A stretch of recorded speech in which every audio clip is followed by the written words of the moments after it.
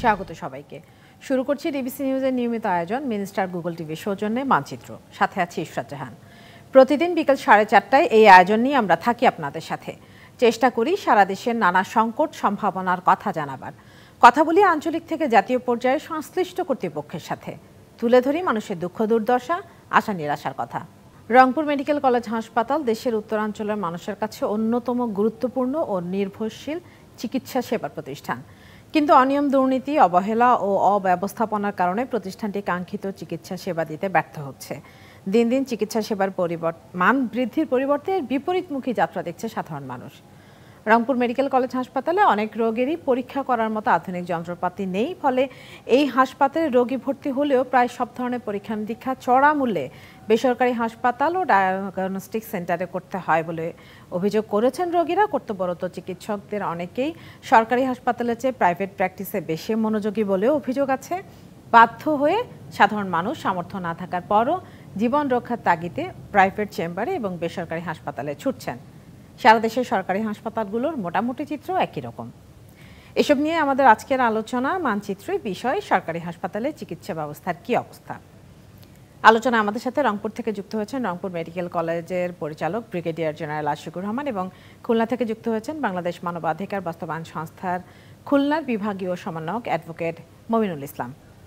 আপনাদের দুজনকে স্বাগত জানাচ্ছি আজকের মানচিত্রে। আমি প্রথমে রংপুরে ব্রিগেডিয়ার জেনারেল আশিকুর রহমান আপনার কাছে আসতে চাই। আমি একটা ছোট্ট চিত্র তুলে ধরেছি আপনার কাছ থেকে, আপনি যেহেতু দায়িত্বে আছেন আপনার কাছ থেকে একটু শুনি। বিশেষ করে আমি যদি অ্যাম্বুলেন্সের কথা দিয়ে শুরু করি, রংপুরে হাসপাতালের অ্যাম্বুলেন্সের ব্যাপারটা নিয়ে বেশ অনেকগুলো প্রতিবেদন আমি দেখেছি। বিশেষ করে গত বছর এটা নিয়ে প্রচুর প্রতিবেদন হয়েছে, রিপোর্ট হয়েছে টেলিভিশনে, পত্রপত্রিকায়। এটা নিয়ে আপনার কাছে এখন শুনি যে এখন কি অবস্থা।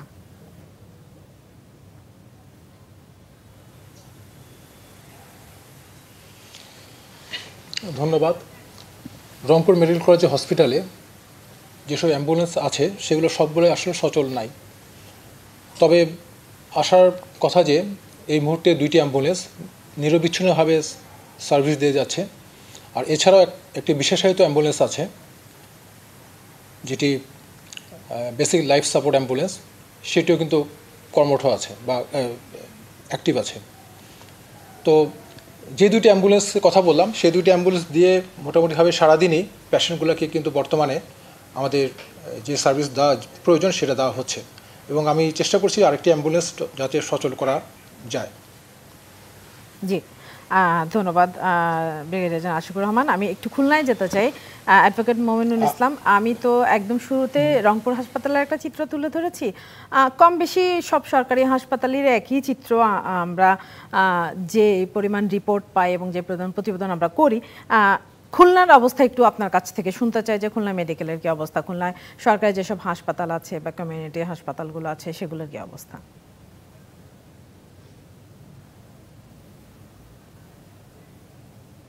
ধন্যবাদ আপনাকে সুন্দর একটি প্রশ্ন করার জন্যে।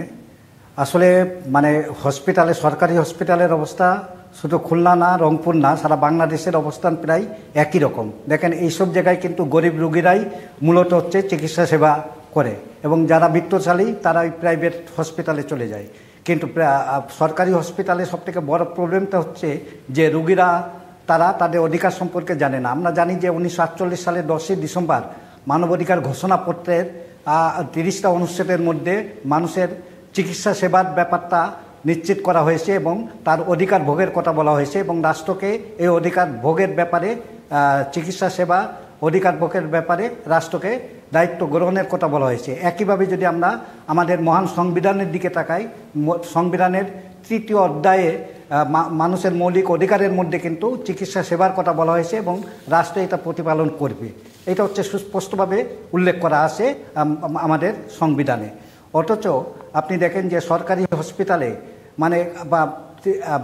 আমি খুলনার অবস্থান এখন এই মুহূর্তে বলবো যে সরকারি হসপিটালে যে আসন সংখ্যা বা রুগী যেভাবে সেবাটা দেওয়া বা সেবা দিতে পারে তার চেয়ে অধিক পরিমাণে রুগী এখানে সরকারি হসপিটালে ভর্তি হয়। একইভাবে সরকারি হসপিটালে সবথেকে অনিয়মটা হচ্ছে রুগীরা জানে না তাদের ঔষধপত্র বা তাদের জন্য কি কি বরাদ্দ আছে এইটাও কিন্তু রোগীরা জানে না। এই ঔষধপত্রের অপ্রতুল ঔষধপত্র প্রেরণ করা হয় রাষ্ট্র থেকে, এবং অনেক সময় দেখা যায় যে এই ঔষধগুলো কিন্তু বাইরে চলে যাচ্ছে, চোখের আড়ালে, মানুষের নজরের আড়ালে বাইরে চলে যাচ্ছে, এবং কিছু দুর্নীতিগ্রস্ত কর্মকর্তা কর্মচারী তারা এইগুলো বিক্রি করে দিচ্ছে। এই ধরনের অসংখ্য অভিযোগ আছে। একইভাবে সরকারি হসপিটালে, বেশ কিছু প্রাইভেট হসপিটালের বা বেসরকারি হসপিটালের কিছু দালাল ওখানে কিন্তু হসপিটালে অবস্থান করে এই রোগীদের তাদের ওখানে সেটা কি এখনো চলমান? মমিনুল ইসলাম, এখন তো একটা পরিবর্তিত সরকার আছে, নতুন বাংলাদেশ বলা হচ্ছে, সেই জায়গাটায় এখনো এই দালাল চক্র বা এই ধরনের দুর্নীতি অব্যবস্থাপনা চলছে কিভাবে?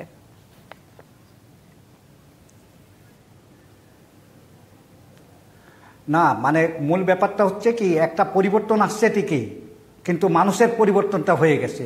মানে একটা শ্রেণী ছিল, তারা এক সময় এই ধরনের অপকর্ম করে বেড়াচ্ছে, এখন হচ্ছে নতুনত্ব, নতুন মানে রিপ্লেসমেন্ট হয়ে গেছে আর কি, নতুন লোকের আবির্ভাব ঘটেছে। এটা খুব দুঃখজনক। মানে আমরা পরিবর্তন যেভাবে আশা করেছিলাম, সমস্ত জায়গায় দুর্নীতিগ্রস্ত থাকবে এবং মানুষ স্বাস্থ্যসেবা পাবে, কিন্তু সেইটা কিন্তু সেইভাবে পাচ্ছে না।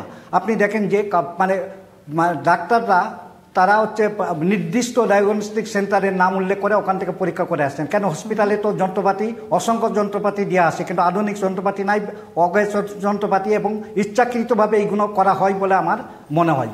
তো আমার মনে হয় যে এইদিকে নজরদারি বাড়ানো উচিত এবং সরকারের মনিটরিংটা আরও ভয়াবহ আকারে বাড়ানো উচিত, এবং যারা দুর্নীতি করবে এবং স্বাস্থ্য সেবার ব্যাপারে অবহেলা করবে, দেখেন মৌলিক মানবাধিকার চাহিদা যেটা, মৌলিক মূলনীতির, মানবাধিকার মূলনীতির মধ্যে 5টা অন্ন, বস্ত্র, চিকিৎসার কথা কিন্তু সুনির্দিষ্টভাবে বলা আছে, মৌলিক চাহিদার পাওয়ার অধিকার রাখে, অথচ সেই চাহিদা কিন্তু পাচ্ছে না। আপনি অ্যাম্বুলেন্সের কথা একটু আগে বলেছেন। আমি আপনার কাছে আবারও আসবো, আমি রংপুরে যেতে চাই।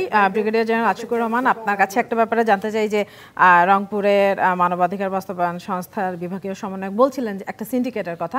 আমি যদি শুধু অ্যাম্বুলেন্সের ব্যাপারে, আমি আপনাকে অ্যাম্বুলেন্সের ব্যাপারে প্রশ্ন করছি, যে অ্যাম্বুলেন্সের ব্যাপারে যদি জানতে চাই যে অব্যবস্থাপনা, মানে সরকারি অব্যবস্থাপনার সুযোগ নিচ্ছে হচ্ছে বেসরকারি পর্যায়ে অ্যাম্বুলেন্সের ব্যবসা করছে যারা, তারা এখানে একটা মানে বেশ কয়েকটা সিন্ডিকেট গড়ে তোলার একটা অভিযোগ আছে। তো এই সিন্ডিকেট ভাঙার ব্যাপারে বা এই সিন্ডিকেটের ব্যাপারে আপনাদের কোনো পদক্ষেপ বা কিছু করণীয় আছে কিনা?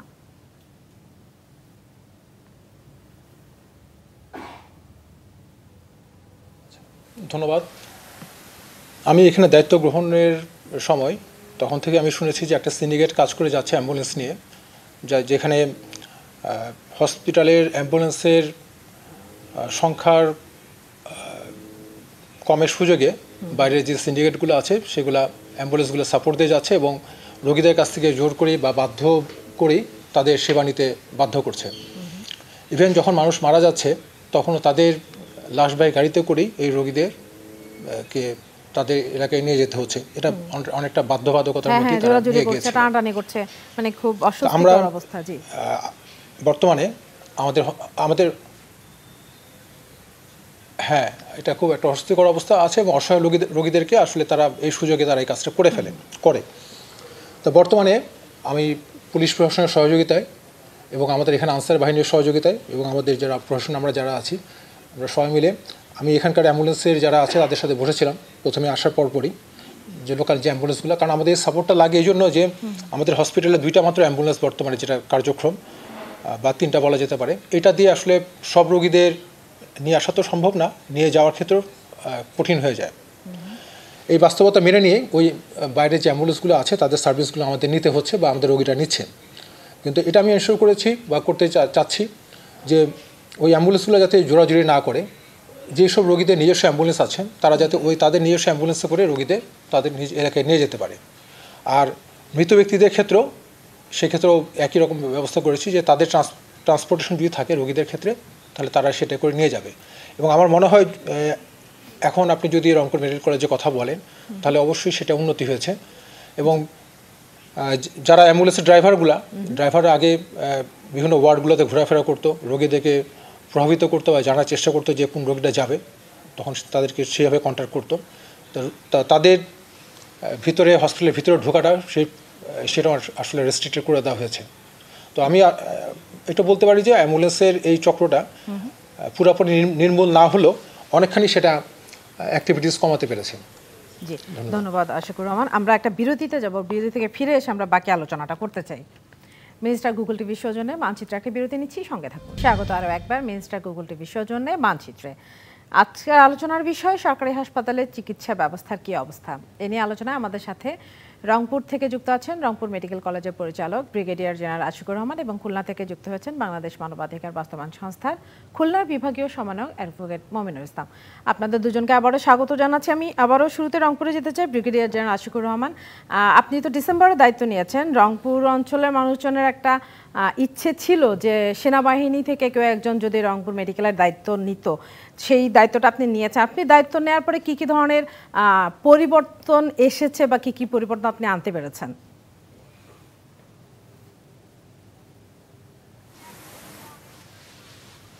জি, ধন্যবাদ। আমি ডিসেম্বর 2024-এ এখানে দায়িত্বভার গ্রহণ করি।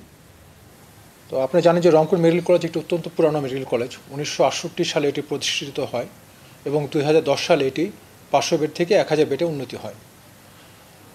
কিন্তু দুর্ভাগ্যজনক যে বর্তমানে আমাদের যে জনবল আছে সেটি 500 বেডের জনবল, কিন্তু বেড সংখ্যা 1000, অথচ রোগী থাকে এখানে 2000-এর উপরে। আজকে প্রায় 2200 রোগী আছে এবং এই 2000 থেকে 2500-এর মধ্যে রোগী এখানে ভর্তি থাকে। তাই স্বল্প সংখ্যক জনবল দিয়ে এই স্বল্প বেডের মধ্যে এতগুলি রোগীকে চিকিৎসা দেওয়া, এটা একটি আসলে চ্যালেঞ্জিং ব্যাপার। এখানে আসার পরে আমি আমার পরিকল্পনা ঠিক করি যে এটা দুই ফেজে ভাগ করি। একটি হলো সেবার মান উন্নয়ন, আরেকটি হলো রোগীর চিকিৎসা মান উন্নয়ন। চিকিৎসা মান উন্নয়ন যদি আমি বলি, তাহলে সেক্ষেত্রে আমি আসার পরে যে পদক্ষেপগুলো নিয়েছি, আমি আসলে একা না, এটা টিম ওয়ার্ক। তো আমার টিমের পক্ষ থেকে আমরা যারা এখানে আছি, মানে আমাদের রংপুর মেডিকেল কলেজ হাসপাতালের সকল কর্মচারীবৃন্দ, আমরা সবাই মিলে যে কাজগুলো করছি এখন, সেটা হলো যে এই অর্থ বছরে প্রথম ওষুধের বা বিভিন্ন টেন্ডারগুলো ছিল, এগুলো স্থগিত ছিল। তো সেই প্রায় 6 মাসের উপরে হয়ে গেছিলো, টেন্ডারগুলো এখনও দেওয়া হয়নি। তো সেই টেন্ডারগুলো চালু করে সেই টেন্ডার প্রক্রিয়াটা সম্পন্ন করা এবং এর ফলে ওষুধগুলো যাতে নিরবিচ্ছিন্নভাবে এখানে রোগীরা পায় তার ব্যবস্থা করা। আগামীকালকে ওষুধের টেন্ডারের শিডিউলের লাস্ট ডেট। তো আমি আশা করব যে এই আগামী 1 থেকে 1.5 মাসের মধ্যে আমরা ওষুধগুলা, যেগুলো এসেনশিয়াল ওষুধ, সেগুলো যাতে সব রোগীর ক্ষেত্রে সবাই পায়, এই ব্যবস্থা নিশ্চিত করা। প্যাথোলজিক্যাল পরীক্ষাগুলোর মধ্যে বেশ কিছু পরীক্ষাই এখানে হতো না বা এখনও হয় না, শুধুমাত্র বেসিক কিছু পরীক্ষা হয়। তো আমরাও সেই ক্ষেত্রে যে মেশিনগুলো নষ্ট ছিল সেগুলো সচল করেছি এবং আমরা রিয়েজেন্ট কিনা টেন্ডারে চলে যাচ্ছি। তো আমি আশাবাদী যে আগামী মাসখানেকের মধ্যে এখানে সকল ধরনের এসেনশিয়াল যে প্যারামিটার পরীক্ষাগুলো আছে সেগুলো হবে। এছাড়াও কিছু ইমার্জেন্সি পরীক্ষা আছে যেগুলো করা সম্ভব হবে, যেমন ট্রোপোনিন আই, যেটা কার্ডিয়াকের জন্য খুবই ইম্পর্টেন্ট, সেটা এই ধরনের পরীক্ষাগুলো এখন বাইরে থেকে করা হচ্ছে। আমি আশাবাদী যে এগুলো সামনে আমাদের এখান থেকে আমরা করতে পারবো। ডাক্তারদের এবং অন্যান্য কর্মচারীদের এখানে উপস্থিতিটা আমি নিশ্চিত করেছি বা করার চেষ্টা করে যাচ্ছি, যাতে তারা সময় মতো অফিসে আসে, রোগী দেখা শুরু করে এবং অফিস আওয়ারটা তারা মেনটেন করে। এর পাশাপাশি যদি আমি বলি সেবার মান উন্নয়ন, তো এখানে যারা আগে এসেছেন তারা হয়তো আপনাদের বলতে পারবেন যে এখানে রংপুর মেডিকেল কলেজ ক্যাম্পাসে প্রচুর দোকানপাট ছিল, যেগুলো অস্থায়ীভাবে তারা কিছু বিল্ডিং, মানে একটা কাঠামো করে সেখানে দোকানপাটগুলো ছিল, কাজ চলছিল। তো সেগুলো আমরা সবই উঠে দিয়েছি, কারণ এই দোকানপাটগুলো কোনো এক ব্যক্তি বা গোষ্ঠীকে মাসোয়ারা দিত এবং সেখানে চাঁদাবাজিরও একটা স্থান ছিল। যে আপনি সর্বোচ্চ চেষ্টা করছেন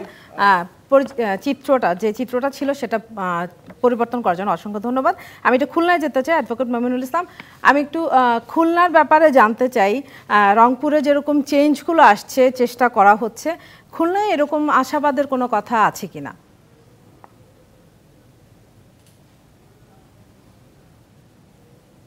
হ্যাঁ, ধন্যবাদ আপনাকে। আপনি জানেন যে 5ই আগস্টের পর বেশ কিছু পরিবর্তনটা আসছে। পরিবর্তনের পর যে কোনো একটা ডিপার্টমেন্ট বা যে কোনো ডিপার্টমেন্ট ঢালাওভাবে সাজাতে গেলে কিছু সময় লাগবে।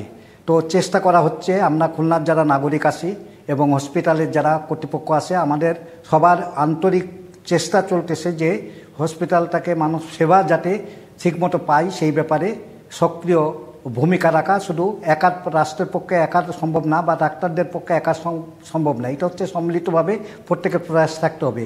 সেইটাই আমরা সচেতনতা বৃদ্ধি করতেছি। আর আরেকটা বিষয় হচ্ছে যে আমরা চেষ্টা করতেছি চেন অফ কমান্ড, অর্থাৎ মানে কেউ কারো কথা একসময় শোনা হতো না, অর্থাৎ একজন উচ্চ পর্যায়ের কর্মকর্তা নিম্ন পর্যায়ের কর্মকর্তা তার কথা শুনতো না। চেইন অফ কমান্ডটা মেইনটেইন করতে। ঠিক, অসংখ্য ধন্যবাদ মমিনুল ইসলাম, ধন্যবাদ ব্রিগেডিয়ার আশিকুর রহমান আজকে আমাদের সঙ্গে যোগ দেওয়ার জন্য।